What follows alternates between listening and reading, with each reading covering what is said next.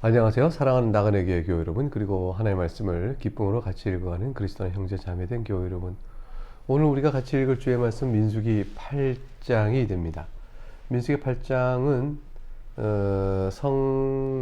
성소 안에 지성소 말고요. 성소 안에 설치할 등잔대가 있죠. 그 등잔대 등불의 조마와 등잔대를 만드는 그 제작법에 대한 말씀이 이어지고, 그 레위인이 이제 실제 자신의 임무를 시작하기에 앞서서 취임의 절차, 레위인이 그 직무를 수행하기 앞서 해야 될 레위인의 정결 예식에 관한 내용이 8장을 구성합니다. 8장은 비교적 짧은 장입니다.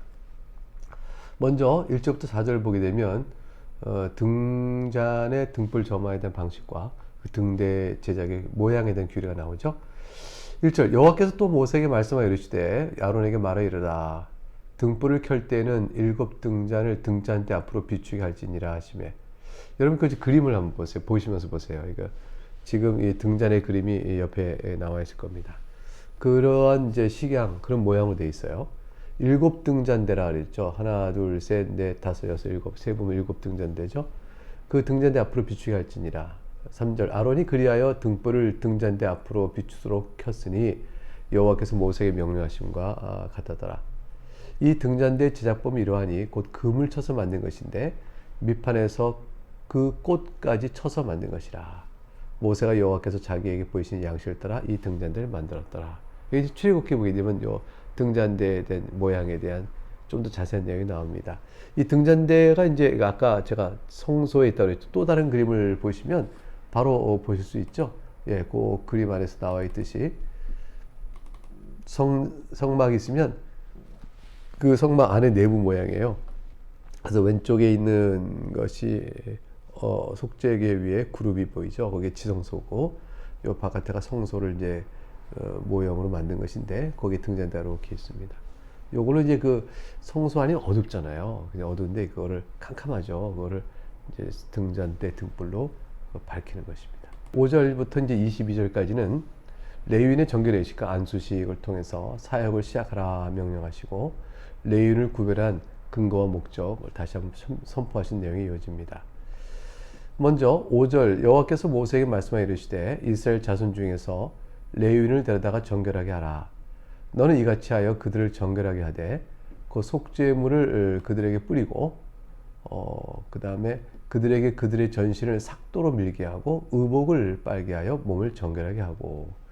레위인을 데려다 정결하게 하라 하고 정결하는 방식은 몇 가지 말씀하셨는데, 첫째는 속죄물을 그들에게 뿌려라. 그 다음 전신을 삭도로 다 밀어라. 그리고 의복은 빨게 하라. 그리고 몸을 씻으라. 정결하라. 이렇게 얘기하셨어요. 이 모든 내용은 이제 레위인을 정결하게 하시는 하나님이 정하신 이제 일종의 의식이죠. 이런 의식을 통해서 레위인은 하나님의 성막을 섬기는 일을 할 때 있어서 거룩한 하나님의 임재 상징인 성막을 어떻게 해야 되냐, 정결한 마음으로 거룩한 마음으로 해야 한다라는 사실을 분명하게 보이신 것입니다. 그래서 자신의 전신을 삭도로 밀고 의복을 빨고 몸을 정결하는 속죄물을 이제 뿌린다는 것은 자신이 죄인됨을 고백하는 거죠. 속죄 제사 자체가 정결을 위한 예식이잖아요. 그러니까 자신은 부패한 자임에도 불구하고 주님의 성막을 섬긴다. 부정한 상태인 죄에서 내가 벗어나 정결한 상태로 나가야 한다는 필요성을 알고 이런 의식을 통해서 그렇게 된 것으로 하나님께서 인정하시고 그들을 봉사하도록 허락하시는 겁니다. 진정한 제 정결의 의식을 통해 주님 앞에 나가는 일은 오직 예수 그리스도 한 분, 그분의 보혈로만 되는 일이죠. 이와 같이 구약에는 그리스도의 보혈에 대한 그림자로 이런 일을 통해서 정결의 의식을 행하고 주를 섬기는 일도 할 수가 있었습니다. 8절에 보게 되면 레위인 직무를 시작을 위한 취임 제사의 규례가 나옵니다. 또 그들에게 수송아지 한 마리를 번제물로 자기를 전적으로 내어드리는 헌신의 제사죠. 기름 섞은 고운 가루를 그 소제물로 가져오게 하고 그 외에 너는 또 수송아지 한 마리 속죄 제물로 가져오고. 9절 레위인을 회막 앞에 나오게 하고 이스라엘 자손의 온 회족을 모으고 레위인을 여호와 앞에 나오게 하고 이스라엘 자손이 그들에게 안수하게 한 후에 결국 이 레위인이 숫자가 굉장히 많죠. 8,580명의 가량이 돼요. 무라리 자손, 고앗 자손, 또 이렇게 또 자손이 또 이름 게르손 자손 이렇게 레위인의 3대 지파가 있는데 이 3대 지파의 전체 합이 이제 8,580명 가량 됩니다. 이때. 그때 그 레위인을 다 모아놓으면 상당한 수죠. 그 뒤에 또 이스라엘 전 백성이 이제 모이게 하셨습니다. 근데 그 대표자가 나와서 이스라엘 자손이 그들에게 이제 안수를 합니다. 그러면 이스라엘 자손이 감당해야 될 모든 책무를 레위인에게 맡긴다라는 뜻이 되어지죠. 그렇게 한 다음에 11절 아론이 이스라엘 자손을 위하여 레위인을 흔들어 바치는 제물로 여호와 앞에 드릴지니 이는 그들에게 여호와께 봉사하게 하기 위함이라. 여호와께 봉사하기 위하여 레위는 이스라엘 백성의 안수를 받아 그들의 책무를 위임받고 여호와 앞에 자신을 요제로 흔들어 드려야 됐어요. 어떻게 레위인을 요제로 흔들어 드릴까요? 보통 이제 작은 이제 하나님 말씀하신 뒷다리 이런 거라면 그걸 들고 흔들면 되는 거 아니겠어요? 근데 레위인은 사람이니까 사람을 들고 흔들 수도 있는 것도 아니고 또 8,580명을 다 누가 흔들겠어요? 그러니까 레위인을 요제로 흔들어 바쳐 제물로 드려라는 것은 레위인 자신을 직접 드린 게 아니라 레위인이 안수한 동물을 짐승을 그거를 이제 흔들어 드리는 것으로 대신했다고 보는 것이 타당할 것입니다. 어떤 이는 이제 레위인을 성막 앞에서 앞으로 갔다가 뒤로 갔다 하는 행동으로 레위인들이 이제 일시에 요제 드린 것처럼 앞으로 갔다가 뒤로 가는 이런 행동으로 그 요제를 드린 것을 상징했을 것이라 이렇게 해석하는 이도 있습니다. 둘 중에 어느 견해가 더 맞는지는 정확히 알기는 어렵습니다. 12절에 가게 되면 레위인으로 수송아지들의 머리에 안수하게 하고 네가 그 하나를 속죄 제물로 하나는 번제물로 여호와께 드려 레위인을 속죄하고 수송아지 머리에 이제 레위인이 안수합니다. 그럼 자신들의 죄가 다 수송아지에게 이제 전가된 거로 보는 거죠. 그거를 이제 속죄 제물로 드리니까 레위인의 모든 죄가 그 제물 속죄 제물로 드림으로써 정결케 된 것을 인정하고 하나는 번제물을 드린다. 이게 번제물은 전적인 헌신이니까 레위인이 우리 저 자신을 주님 앞에 온전히 헌신합니다. 라는 뜻으로 드려서 레위인을 속죄하고 레위인을 아론과 그의 아들 앞에 세워서 여호와께 요제를 드릴지라. 그러니까 아론과 그들 앞에서 레위인을 세워놓고 요제 드린다는 거니까 이거를 이제 그들이 아까 말씀드린 것처럼 그들을 대신하는 제물로 요제를 드리는 형식이 되건 아니 레위인 자신이 그 자신의 몸을 요제 드리듯이 행동으로 앞으로 갔다 뒤로 갔다 이렇게 하는 행동으로 그걸 드리는 것이 되건 그거는 분명치 않지만 레위인을 하나님께 내어드리는 제사의 형식을 취했습니다. 14절부터 보면 너는 이와 같이 이스라엘 자손 중에서 레위인을 구별하라. 그리하면 그들이 내게 속할 것이라. 네가 그들을 정결하게 하여 요제로 드린 후에 그들이 회막에 들어가서 봉사할 것이라. 이것이 이제 레위인에게 회막에 봉사를 하도록 하시는 일에 대한 정결의 예식들이었습니다. 일종의 이제 취임 예배죠. 이런 걸 통해서 제사를 드리고 레위인이 이제 봉사를 하는 거죠. 16절부터 19절 가게 되면 하나님께서 이렇게 레위인을 일반 이스라엘 백성과 따로 구별하여 이렇게 정결의 예식을 통하여 이렇게 하게 하시는 이유가 설명되어 나옵니다. 16절에 보면 그들은 이스라엘 자손 중에서 내게 온전히 드린 바 된 자라. 이스라엘 자손 중 모든 초태생 곧 모든 처음 태어난 자 대신 내가 그들을 취하였나니 이스라엘 자손 중에 처음 태어난 것은 사람이든지 짐승이든지 다 내게 속하였음은 내가 애굽 땅에서 모든 처음 태어난 자를 치던 날에 그들을 내게 구별하였습니다. 여러분 잘 아는 유명한 출애굽 때 장자 치는 재앙에서 이들이 이스라엘 백성이 살아난 일을 보신 그걸 기억하시면 다 이해가 되죠. 18절 이름으로 내가 이스라엘 자손 중 모든 처음 태어난 자 대신에 레위인을 취하였느니라.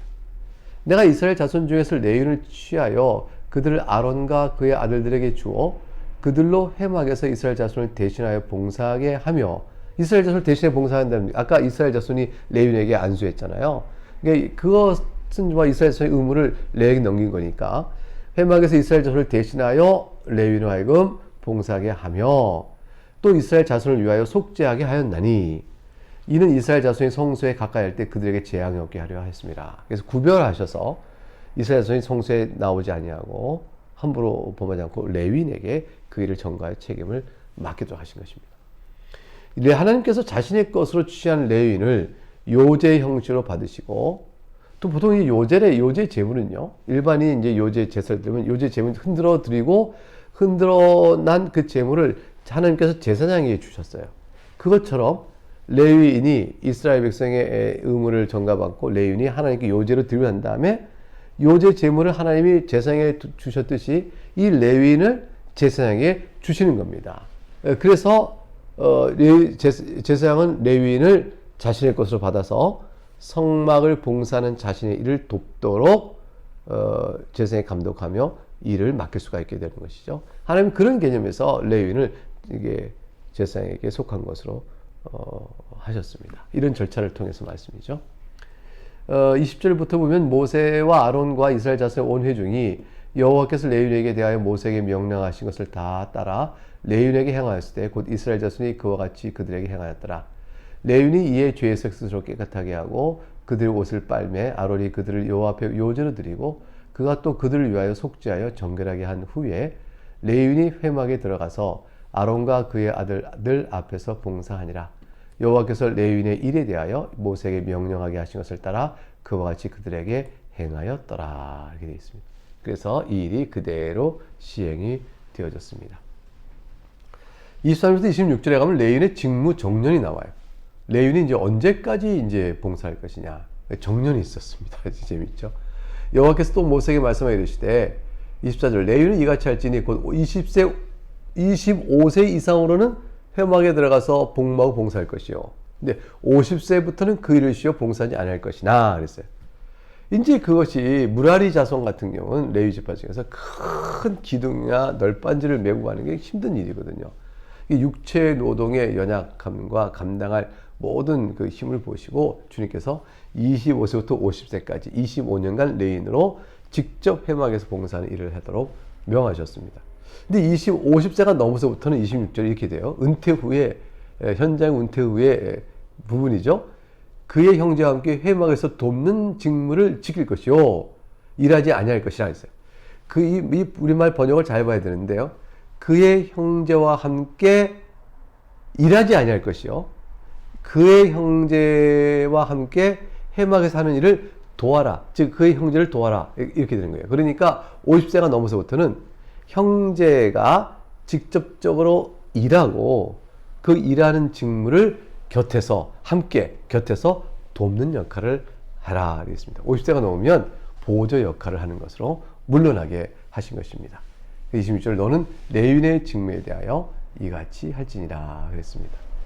이렇게 하나님께서는 매우 합리적이고 여러 상황을 다 고려하여 아주 조밀조밀하고 분명하고 세밀하게 직무를 다 명하시고 직무의 이유와 또 그걸 또 분할해 주셨습니다. 이렇게 되어져서 이제 레위인이 자기 직무를 행할 때 하나님 앞에 정결한 자세로 그리고 각각 맡은 소임대로 감사함으로 행하도록 하신 거죠. 우리들도 이제 주님을 이제 섬기는 여러 가지 일들을 교회에서 신자로 수행합니다. 그럴 때도 우리도 각기 맡은 직무를 감사함과 또 겸손함으로 불평과 원망 없이 감당하는 것이 중요하겠죠. 은퇴 후에도 돕는다 하니까 이 돕는 역할은 우리가 여러 가지 할 수 있잖아요. 기도로 돕고 또 격려의 사랑의 따뜻한 말로 돕고 또 경험을 나눠주기도 하고요. 이런 모든 일들 속에서 우리가 서로 지체가 서로 도와서 실제 일하는 자들을 옆에서 또 함께 해주는 걸음들이 필요하다. 함께 나가 걸어가주는 그런 일들이 필요한 것이죠. 예, 오늘 귀한 말씀을 듣고 교훈을 받습니다. 여기까지 읽겠습니다. 감사합니다.